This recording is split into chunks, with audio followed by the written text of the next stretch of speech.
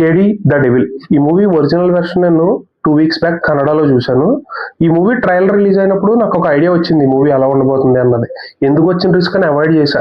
But one of the famous reviewer ఈ movie చూసి పర్లేదు వన్ టైం వాచ్ అంటే అందు మీద నమ్మకుంచి వెళ్ళాను.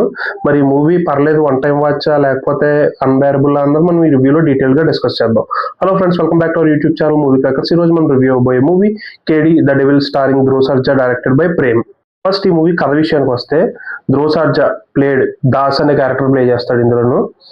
అతనికి ఒక అన్నయ్య ఉంటాడు. అతనంటే కాళీ అండ్ దాస్. అతని పేరు కాళిదాస్, బేసిక్ గా కాళీ అండ్ దాస్ అని పిలుస్తూ ఉంటారు. అతనికి అతని అన్నయ్య అంటే చాలా ఇష్టం. బట్ వాళ్ళ అన్నయ్య తను చిన్నప్పటి నుంచి చదువుకోలేదు అనే ఒకే ఒక కారణం వల్ల అతనితో మాట్లాడటం మానేస్తాడు వాళ్ళ తమ్ముడితోటి, కాళీతోటి.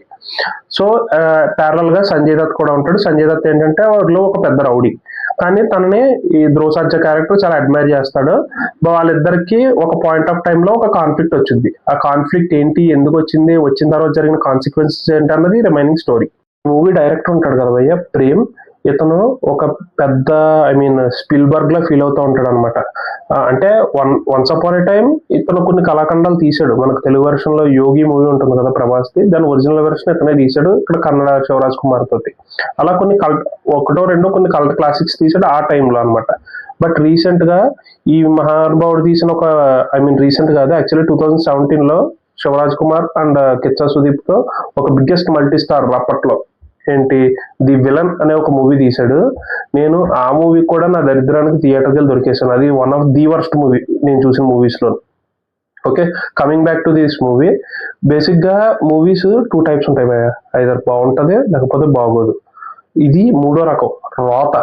అంటే right from the beginning first half hero Dhruv Sarja ఆయన నార్మల్ గా బాగానే ఉంటాడు. బట్ ఆ జుట్టు పెంచుకుని ఈ మూవీలో first of all hero character లాగే ఉండడు. రెండు, ఈ మూవీలో హీరోయిన్ నార్మల్ గా మాట్లాడుకోరు భయ్య, అరుసుకుంటూనే ఉంటారు. ఫస్ట్ హాఫ్ అయితే చాలా అన్బేరబుల్ గా ఉంటది వాళ్ళిద్దరి మధ్యన కెమిస్ట్రీ. హీరో అరుచుకుంటూనే హీరోయిన్ అరుస్తూనే ఉంటది, దానికి ఆపోజిట్ లో హీరో కూడా అలా అరుస్తూనే ఉంటాడు. అది చాలా రోతగా అనిపిస్తుంది. అంటే ప్రాబబ్లీ కర్ణాటకలో కన్నడ వాళ్ళు ఏమైనా ఎంజాయ్ చేస్తారేమో కానీ మన తెలుగు వాళ్ళకి అయితే మాత్రం ఇది పిచ్చి దొబ్బుద్ది, ఎస్పెషల్లీ హీరో హీరోయిన్ మధ్యలో వచ్చే కెమిస్ట్రీ. అంటే రెండు, అన్వాంటెడ్ వైలెన్స్ భయ్య. అక్కర్లేదు అక్కడ అంతంత వైలెన్స్ అక్కర్లేదు. మాట్లాడితే చేతులు నరికేస్తారు, కాళ్ళు నరికేస్తారు, తలలు నరికేసి చేతితో పట్టుకుని తిరిగేస్తూ ఉంటారు. ఆ వైలెన్స్ కూడా చాలా ఆర్టిఫిషియల్ గా అనిపిస్తుంది. అండ్ ఇంకోటి, ఈ మూవీ మొత్తం సెట్స్ లోనే తీశారు. అంటే సెట్స్ లో తీయడం తప్పనట్లేదు, బట్ అది క్లియర్ గా తెలిసిపోతూ ఉంటది అది సెట్స్, సినిమా అంతా సెట్స్ లోనే జరుగుతుంది అన్నది క్లియర్ గా తెలిసిపోతూ ఉంటది. ఫస్ట్ హాఫ్ అయితే ఈ మూవీ క్వైట్ అన్బేరబుల్ భయ్య, అసలా భరించలేము. మీకు ఒక సినిమా స్టార్ట్ అయిన ఒక పావు గంటకే మీకు ఐడియా వచ్చేది, థియేటర్ లోకి వచ్చి దొరికేసాం అన్న ఫీలింగ్ వచ్చేస్తుంది ఫస్ట్ 15 minutes. ఇంటర్వెల్ దగ్గరికి వచ్చేటప్పటికి ఒక కాన్ఫ్లిక్ట్ ఇంట్రడ్యూస్ అవుతుంది. అది మనకి ఇమీడియట్ గా సెకండ్ హాఫ్ స్టార్ట్ అవగానే ఆ పేజ్ స్టార్ట్ అవుద్ది అనుకుంటే అవ్వదు. క్లైమాక్స్ వరకు మళ్ళీ అదే సాగదీత ఉంటది. ఓకే, కొద్దిగా ఇంట్రెస్టింగ్ గా వెళ్తుంది అనుకునే టైంకి భయ్య ఈ మూవీలో ఆ సాంగ్స్ ఎందుకో అర్థం అవ్వదు. మీకు జస్ట్ ఒక చిన్న సీన్ చెప్తాను. హీరో సినిమా అయిపోయింది, విలన్ చంపేసాడు. హీరోని పోలీసులు అరెస్ట్ చేసి తీసుకెళ్తూ ఉంటారు. సడన్ గా జీపాప్ అక్కడ డాన్స్ చేస్తాడు. అది ఎందుకో అర్థం అవ్వదు, అతనికి ఉన్న డాన్సింగ్ స్కిల్స్ చూపించుకుంటానికి అర్థం అవ్వదు. అది మోస్ట్ అన్వాంటెడ్. మీకు అక్కడికే నీరసం వచ్చేస్తారు, సినిమా అయిపోతే బాగుంటారా వెళ్ళిపోదాం అనుకుంటే టైంకి మళ్ళీ పనికి మళ్ళీ పాటలు పడతారు. అండ్ ఇది ఫస్ట్ టైం కదా, అప్పుడు వచ్చేటప్పటికి 2-3 సార్లు మీరు అసలు ఎక్స్పెక్ట్ చేయని చోట 2-3 సాంగ్స్ వచ్చేస్తాయి. అక్కడికే మీరు చాలా వెక్స్ అయిపోయి ఉంటారు. ఈ మూవీకి కొద్దో గొప్ప ఏదో ప్లస్ ఉంది అంటే క్లైమాక్స్ లో ఒక ట్విస్ట్ ఉంటుంది భయ్య, అది అసలు ఎక్స్పెక్ట్ చేయం. ఓకే, ఈ ట్విస్ట్ పర్లేదు బాగానే ఉంది, ఇది అసలు ఎక్స్పెక్ట్ చేయలేదని ఫీల్ వస్తుంది. ఈ మూవీకి ఏదన్నా పాజిటివ్ ఉందంటే అదొక్కటే. అండ్ ఈ మూవీలో ఇంకో దరిద్రం ఏంటంటే ఇది ఒక పార్టే ఎక్కువ, దీనికి సెకండ్ పార్ట్ అనవసరం. బట్ స్టిల్ లాగడానికి సెకండ్ పార్ట్ పెట్టారు.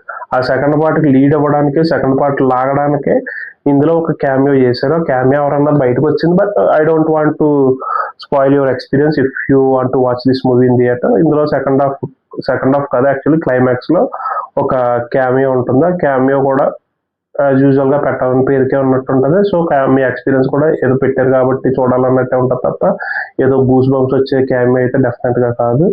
ఓవరాల్ గా చెప్పాలి అంటే థియేటర్ లోనే కాదు కదా, ఓటీటీలో కూడా చూసే మూవీ అయితే కాదు. ఇది క్వైట్ అన్బేరబుల్ గా ఉంటుంది. ఓటీటీలో అయితే అట్లీస్ట్ ఏదైనా స్క్రోల్ చేసుకుంటూ చూడొచ్చేమో కానీ థియేటర్లో మాత్రం చాలా దారుణంగా ఉంటుంది. ఆ సౌండ్స్కి ఆ రోతకే తలపోటు వస్తుంది లిటరల్లీ. మూవీ క్రాకర్స్ ఇచ్చే రేటింగ్ 1/5, అది కూడా purely because of that twist at the climax. అంతే. మీరు కనుక ఈ మూవీ చూసుంటే మీ ఒపీనియన్ ఏంటన్నది కింద కమెంట్ సెక్షన్లో కమెంట్ చేయండి. ఇలాంటి హానెస్ట్ అండ్ ఎర్లీ రివ్యూస్ కోసం మన మూవీ క్రాకర్స్ ఛానల్ సబ్స్క్రైబ్ చేసుకోండి. Thank you. Movie crackers signing off.